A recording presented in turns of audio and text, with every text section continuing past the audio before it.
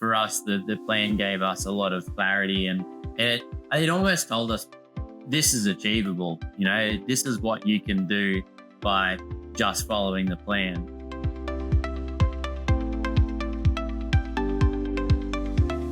So we purchased our owner-occupied property in 2019, and we were always under the impression that it's not our forever home. This is going to be eventually an investment property. I've always had an interest in all forms of investing. So I was listening to the podcast and got a lot of value out of the boys having conversations every week, and it was really good. A lot of that rang true to me. It was on a similar wavelength that I kind of look at all of my other investments. My wife and I were looking for when was going to be the time to buy an investment property. We were at a point where we weren't sure how we were going to approach it or go down. So we engaged Empower Wealth to offer a little bit of clarity to our options and what's available, and then give us a bit more of a clearer path forward. Yeah, so the first consultation was good.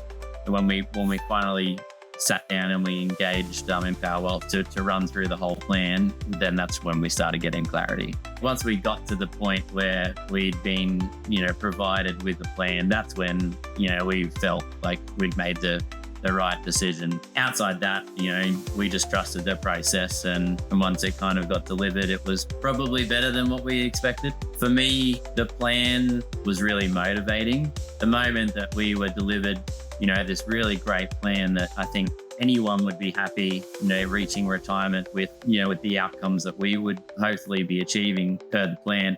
Yeah, I would recommend Empower Wealth, and I think my advice would be just trust the process. I think being open and honest with your advisor when you're sitting down, really highlighting what you want out of life and the things that you want to achieve, and don't feel shy to share them, even if they are a little bit outrageous, because I think the only way that you're going to maximize the end result and your experience with Empower Wealth is just being true to what you really want and not holding back from your advisor.